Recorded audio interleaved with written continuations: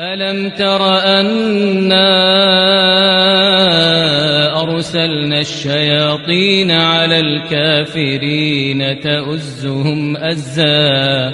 فلا تعجل عليهم إنما نعد لهم عدا يوم نحشر المتقين إلى الرحمن وفدا ونسوق المجرمين إلى جهنم وردا